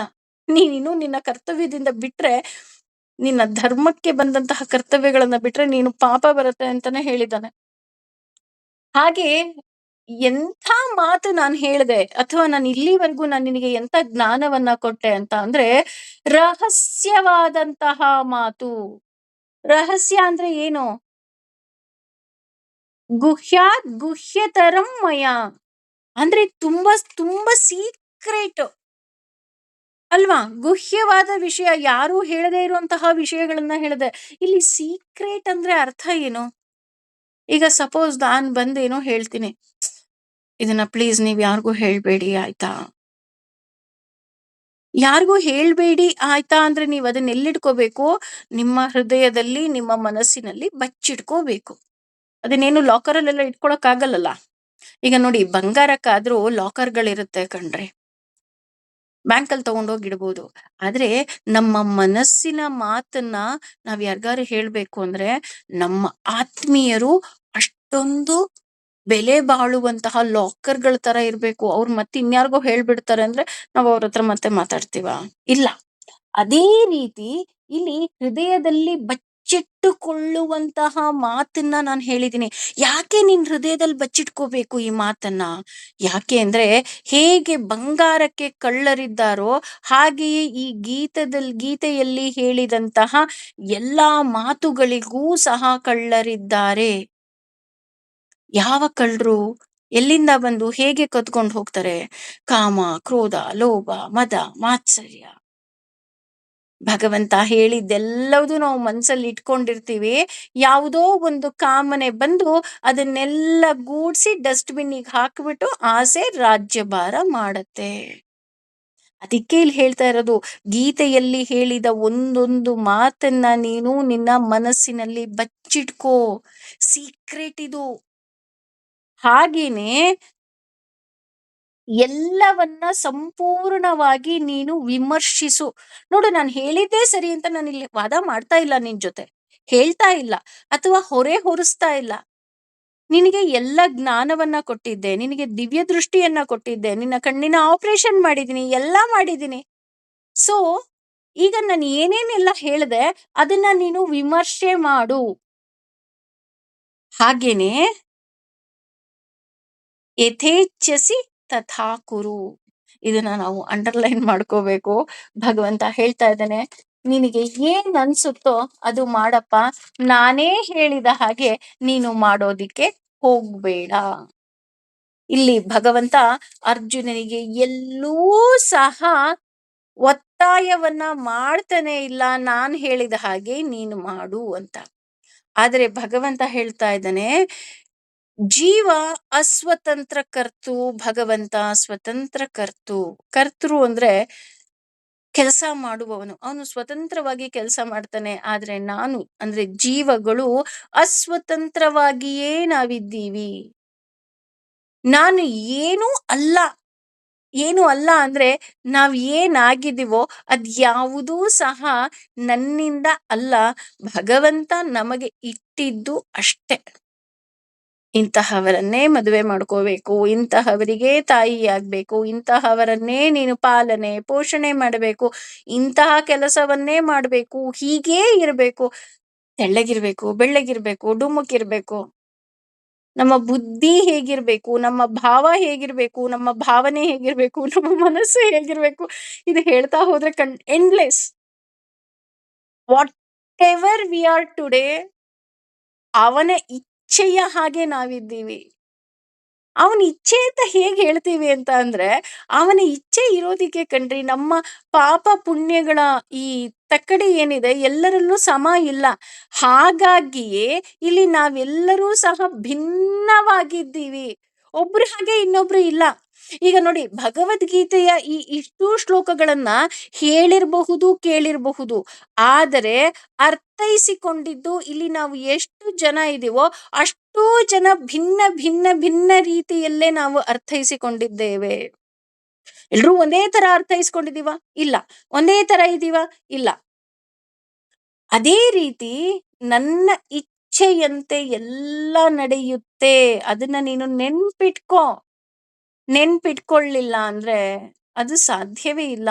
ಹಾಗಾಗಿಯೇ ಇರ್ಬೇಕು, ಒಂದು ವಿಷಯವನ್ನ ನಾವು 10 ಜನರಿಗೆ ಹೇಳಿದ್ರೆ 10 ರೀತಿ ಯೋಚನೆಯನ್ನ ಮಾಡ್ತಾರೆ. ವಿಷಯ ಒಂದೇ, ಆದ್ರೆ 10 ಜನರ ಯೋಚನೆಗಳು ಒಂದೇ ರೀತಿ ಇರುವುದಿಲ್ಲ. ಯಾಕೆ ಅಂತ ಅಂದ್ರೆ ಭಗವಂತ ಜ್ಞಾನವನ್ನ ಕೊಡೋದ್ರ ಜೊತೆಗೆ ಅವರಿಗೆ ಯೋಚನೆ ಮಾಡೋ ಶಕ್ತಿಯನ್ನೂ ಸಹ ಬಿಟ್ಬಿಟ್ಟಿರ್ತಾನೆ. ನಿನಗೆ ಹೇಗ್ ಬೇಕೋ ಹಾಗೆ ಯೋಚನೆ ಮಾಡು.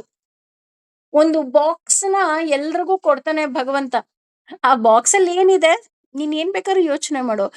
ಬಂಗಾರ ಇದೆ ಅಂತನಾದ್ರೂ ಮಾಡು, ಅಥವಾ ಔಷಧಿ ಇದೆ ಅಂತನಾದ್ರೂ ಮಾಡು, ಅಥವಾ ಚಿನ್ನಾಭರಣ ಇದೆ ಅಂತನಾದ್ರೂ ಮಾಡು, ಅಥವಾ ಆಹಾರ ಇದೆ ಅಂತನಾದ್ರೂ ಮಾಡು. That is left to you, ಅಲ್ವಾ?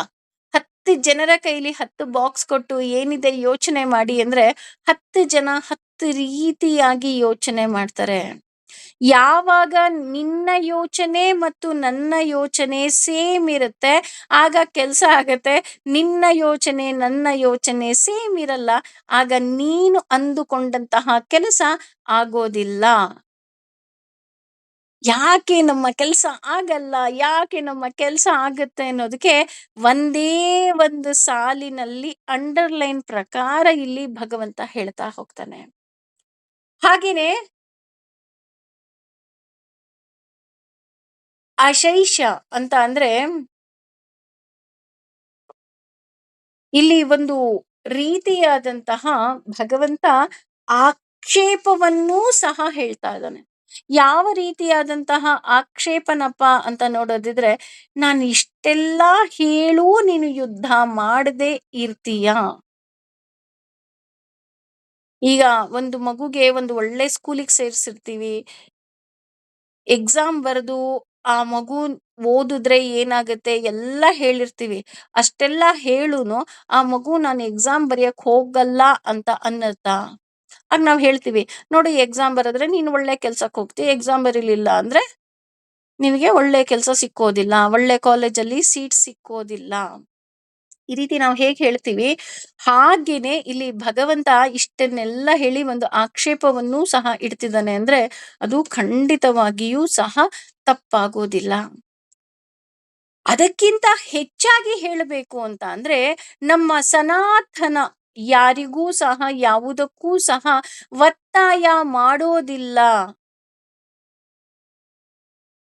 ಈಗ ನೋಡಿ, ಕೆಲವು ಧರ್ಮಗಳಲ್ಲಿ ಕೆಲವು ಹೀಗೇ ಮಾಡ್ಬೇಕು, ಹಾಗೇ ಮಾಡ್ಬೇಕು, ಹೀಗೇ ಇರಬೇಕು, ಹಾಗೇ ಇರಬೇಕು, ಎಲ್ಲವುದೂ ಇದೆ.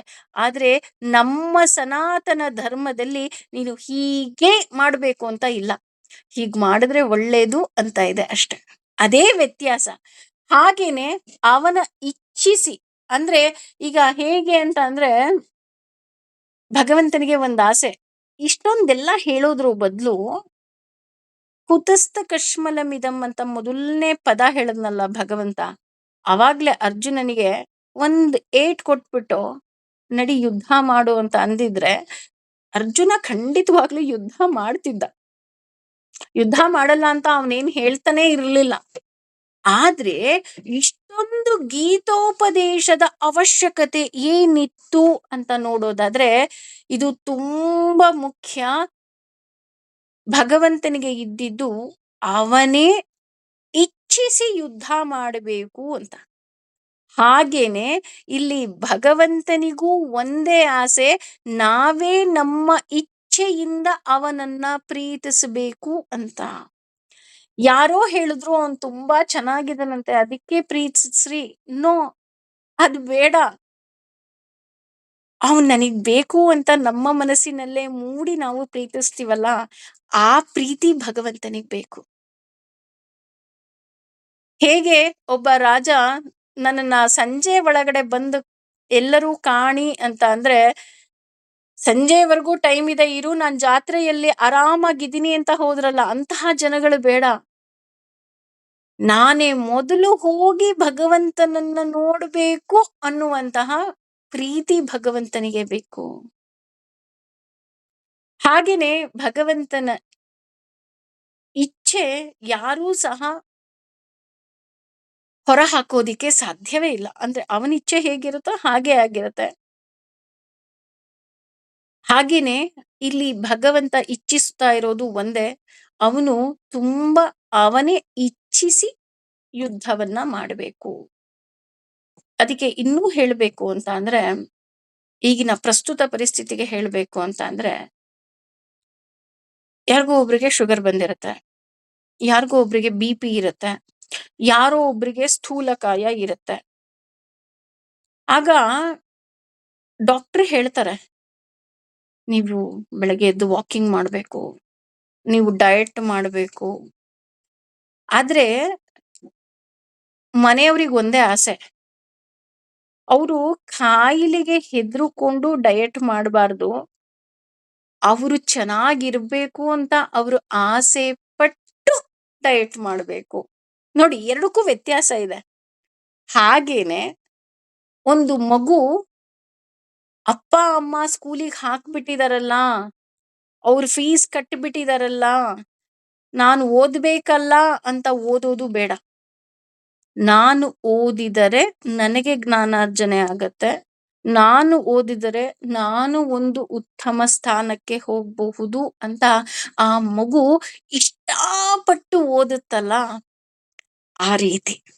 ನಾನು ಇಲ್ಲಿ ಡಯಟ್ ವಿಷಯ ಇರ್ಬೋದು, ಓದಿನ ವಿಷಯ ಇರ್ಬೋದು, ಇದೆಲ್ಲ ಯಾಕೆ ಕೊಟ್ಟೆ ಅಂತ ಅಂದ್ರೆ, ಭಗವಂತ ಇಷ್ಟೊಂದು ಗೀತೋಪದೇಶ ಮಾಡಿದ್ದು ಯಾಕೆ ಅಂತ ಅಂದ್ರೆ, ನಾವು ಇಚ್ಛಿಸಿ ಕೆಲಸವನ್ನ ಮಾಡಬೇಕು. ಯಾರ್ದೋ ಒತ್ತಾಯಕ್ಕಾಗಿ ನಾವು ಕೆಲಸ ಮಾಡೋದಲ್ಲ, ಯಾರಿಗೋ ಮಣಿದು ನಾವು ಕೆಲಸ ಮಾಡೋದಲ್ಲ, ಯಾರಿಗೋ ಹೆದರಿ ನಾವು ಮಾಡೋದಲ್ಲ. ನಮ್ಮ ಇಚ್ಛೆಯಿಂದ ನಾನೇ ಮಾಡ್ತೀನಿ. ಯಾಕೆ ಅಂತ ಹೇಳ್ತೀನಿ ಕೇಳಿ. ಈಗ ನಮ್ಮ ಮನಸ್ಸಿಗೆ ನಾವು ಮಾಡಬೇಕು ಅಂತ ಬಂದಾಗ ಅದು ಚೆನ್ನಾಗಿರುತ್ತೆ, 100% ಎಫರ್ಟ್ ಹಾಕ್ತೀವಿ, ಅದ್ರ ರಿಸಲ್ಟ್ ತುಂಬಾ ಚೆನ್ನಾಗಿ ಬರುತ್ತೆ. ಯಾರ್ದೋ ಒತ್ತಾಯಕ್ಕೆ ಮಾಡಿದಾಗ, ನೋಡ್ದೆ ಅವ್ರ ಒತ್ತಾಯಕ್ಕೆ ಮಾಡಿದೆ ಹೀಗಾಯ್ತು ಅಂತ ಗುಣ ಗುಣ ಗುಣ ಅಂತ ಇರ್ತೀವಿ. ಅದೇ ನಾವು ಇಷ್ಟಪಟ್ಟು ಮಾಡಿದ್ರೆ ನಾವು ಅದ್ರ ಬಗ್ಗೆ ನಾವು ಯೋಚನೆ ಮಾಡೋದಿಲ್ಲ. ಆ ರೀತಿ ನಾವು ಸಹ ಭಗವಂತನ ಆರಾಧನೆ, ಭಗವಂತನ ಪ್ರೀತಿ, ಭಗವಂತನ ನಂಬಿಕೆ ಹೇಗಿರ್ಬೇಕು ಅಂತ ಅಂದ್ರೆ ಸಹಜವಾಗಿ ಇರಬೇಕು. ಅದು ನಮ್ಮ ಇಚ್ಛೆಯಿಂದ ಆಗಬೇಕು ಅನ್ನೋದೇ ಈ ಭಗವದ್ಗೀತೆಯ ತುಂಬಾ ಇಂಪಾರ್ಟೆಂಟ್ ಶ್ಲೋಕ. ಅದಕ್ಕೆ ಭಗವಂತ ಹೇಳ್ತಾ ಹೋಗ್ತಾನೆ, ಯಥೇಚ್ಛೈಸಿ ತಥಾ ಕುರು. ನಿನಗೇನ್ ಅನ್ಸುತ್ತೋ ಹಾಗೆ ಮಾಡ್ಕೊ.